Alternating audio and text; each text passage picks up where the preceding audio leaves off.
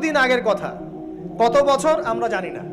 একজন প্রতাপশালী বাদশা ছিল, এখনকার বিশ্ব নেতাদের মতোই পরাশক্তি, ওই যে আসহাবুল কাহাফের মতো, বা ওই নমরুদের মতো, বা ওই যে ফেরাউন তার মতো একজন প্রতাপশালী বাদশা ছিল। তার অধীনে একজন বড় জাদুকর ছিল। কি ছিল? আচ্ছা, মজা আছে, ভালো করে বোঝেন। একটা বড় জাদুকর ছিল। এখনো কিন্তু বহু কান্ট্রি এই জাদুবিদ্যার চর্চা করে, আপনারা জানেন না। ভিতরে ভিতরে জাদুবিদ্যার চর্চা এখনো চলছে। আর এই জাদু সত্য, জাদু সত্য, চোখের বদনজরও সত্য। সায়েন্স বিশ্বাস করুক না করুক, এগুলো সত্য।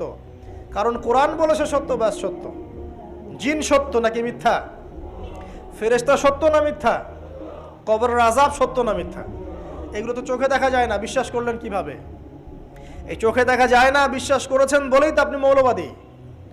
চোখে দেখা যায় না, অহেতুক বিশ্বাস করছেন,